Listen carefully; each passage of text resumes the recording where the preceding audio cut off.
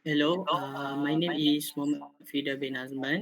My matrix number is 225947. My role is as a manager, a chairperson. Okay, my name is Jujamin and my matrix number is 225722. I'm as a role of marketing officer. Hello everyone, my name is Feng Wenbo. My matrix number is 226699. My role is as finance officer. Hello, my name is Nur Inshira Inani binti Muhammad Shukri. My metric number is 225673 and my role as sales officer. Hello everyone, I'm Kimi Kwang Tian.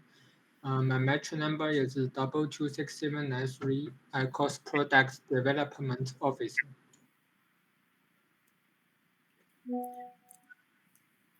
All right then. So, good morning to everyone. Thanks for you guys for joining this follow-up meeting. I already tell before. So last time we have agreed on several action items for product launch, including packaging, promotion strategies, free shipping thresholds, and a logistic simulation. So, for today, I would like to we go through the updates from each department, review the progress, and make sure we are aligned on the next steps. All right, then let's start with Mr. Quanten, your department product development. Over to you to update the progress. So, from my side, we experienced an issue recently with one of our main suppliers. They delayed the delivery of some of the materials we needed for production, and that caused our schedule to slow down a little bit. Luckily, we managed to adjust by using the stock we already had on hand. But if the supplier delays again in the future, it could really affect our production timeline for the next batch. I think this is a serious risk, so we need to discuss some strategy to prevent it from happening again.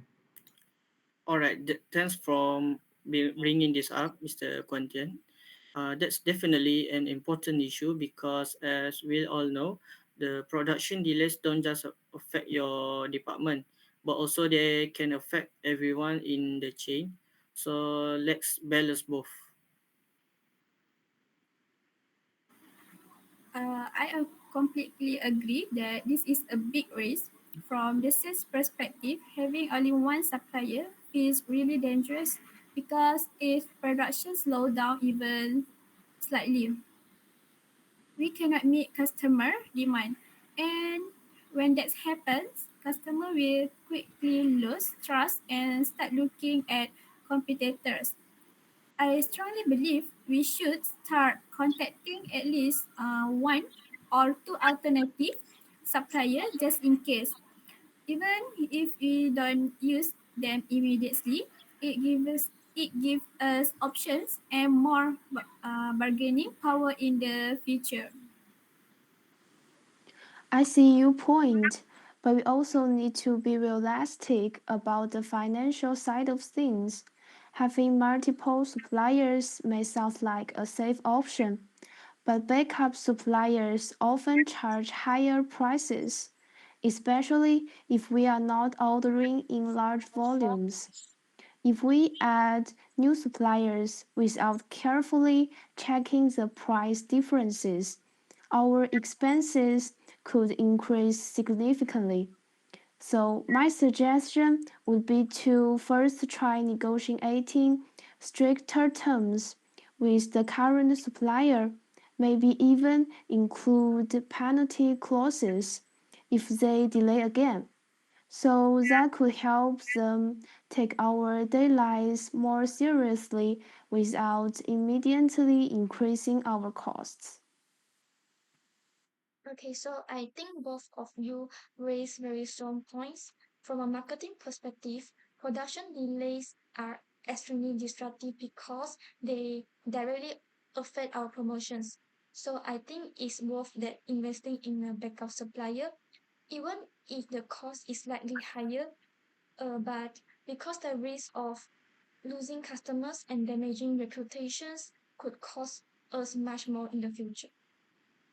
All right, then, great everyone as your point.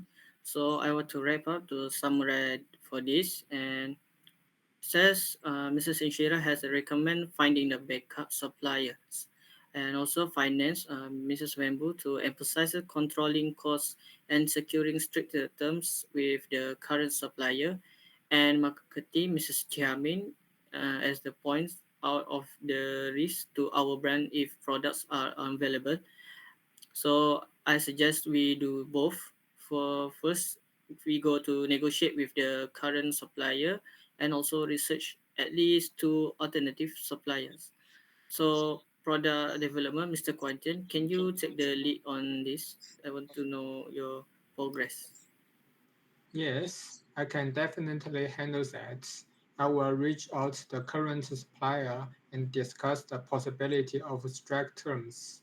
And it's at the same time, I will start researching alternative suppliers so that we have options on the table. I will prepare some updates with supply details and estimated costs for each supplier. And once we have a clear picture, we can decide which supplier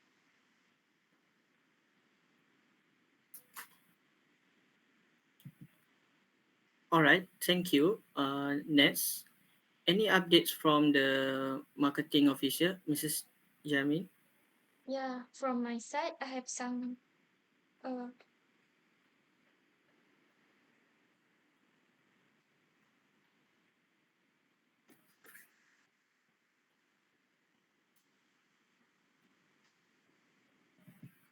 Yeah, so from my side, I have some concerns about influencers collaborations.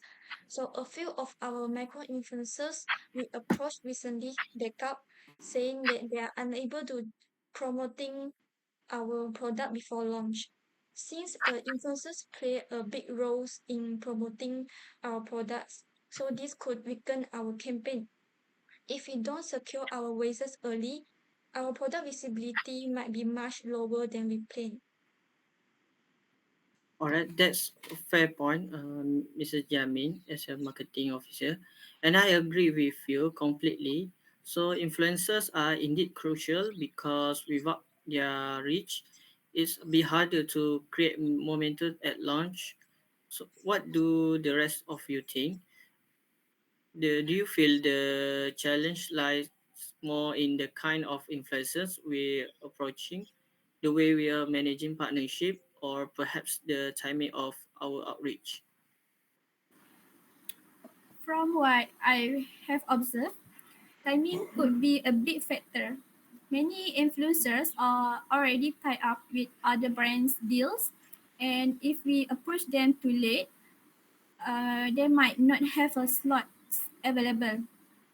Maybe we should start securing them earlier or even consider backup influencers so we are not left stranded close to launch.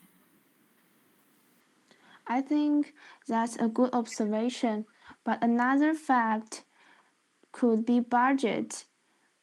Some influencers may be backing out because the rents we are offering are below what they usually accept. Perhaps we can reallocate some funds from offline promotions to strengthen influencer partnership, especially since their impact on visibility is direct. Of course, I'd suggest we start with smaller amounts to test ROI before committing more. I also wonder if the type of influencers matters. Right now, most of the ones we approached are lifestyle influencers. Maybe we should diversify, work with nature influencers who align closely with our product category. Their audience might be smaller, but the engagement could be higher, and they may be more affordable and reliable. Yes, I think you're all right. We should build a short list of reliable influencers, including niche creators, and also prepare backup options in case some drop out. At the same time, we can test collaborations with small creators who might be more flexible and willing to commit. All right, then excellent. From your suggestions. So let's add on them and we review progress in the next meeting. So any updates from the sales officer, Mrs. Inshira, is up to you to progress. Okay. From the sales side, one concern is distribution readiness. We have prepared our Shopee store and discussed with partner shops, but some details are still pending. For example, Shopee has not confirmed our product page layout, and one of our partner cafes asked for clearer guideline on how to display our product. If these are not settled before launch, it could delay customer access. Yeah, I understand that's important because the product page and partner displays are the first thing customer will see. So maybe we can step in and help with standardized visuals like banners, posters, and sample photos so that both Shopees and partners shops present the product consistently. That makes sense. From the finance side, we already allocated a budget for distribution materials. We can channel some of that towards printing display sets for partner or upgrading the Shopee visuals, as long as we keep within the launch preparation fund. I agree. From our end, we can provide extra diamond units or packaging samples to partner shops so they can know exactly how the product should look on display. That will reduce conversion and make it easier for them to promote. I agree with Mrs. Inshira as a sales officer. So then we can't afford any confusion at the customer level. So I personally, I think we need to take a hands-on approach. So marketing, Mrs. Jamin, please ensure partners' visuals are consistent and product development, Mr. Quentin, those demo units will really help. All right, then let's all align fast so there are no last-minute surprises.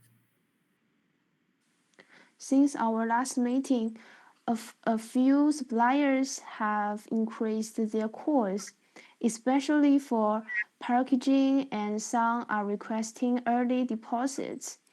We are monitoring them closely to ensure our cash flow stays on track, and we will advise if any adjustments are needed before launch. That makes sense. One says, I'm concerned that if any adjustments reduce marketing activities, our product visibility could be affected. We need to make sure our Shopee page, WhatsApp catalog, and partner stores are fully prepared so that all promotions have maximum impact. I agree. To stay within budget, we can focus on cost-effective digital promotions on high-demand, high-engagement platforms like TikTok and Instagram. So we can also create standard visuals for our partners, reducing extra printing costs and keeping presentations consistent. From production, I can look into alternative packaging suppliers to see if we can get better prices without compromising quality. This could free up funds for marketing and help ensure smooth distribution to partner shops. All right, then great, all of you. So the finance, Mrs. Wembu, as monitors the budget, and says Ms. Ishira to check the distribution, and marketing, Mrs. Chiamin focuses on digital promotions, and last but not least, production development, Mr. Quanten to explore packaging options. This will help to minimize the risk and ensure a smooth launch. Alright then, thank you to everyone from your detailed updates and valuable suggestions. So we now to clearly identify the key focus areas before launch, securing reliable influencers, ensuring distribution readiness, monitoring budgets, and exploring cost-effective packaging and promotion. So then, let's make sure all departments to follow up on their assigned tasks so we fully prepare for a smooth launch. So so now on, thanks again we all adjourn the meeting here. So thank you for all present for today in this meeting room.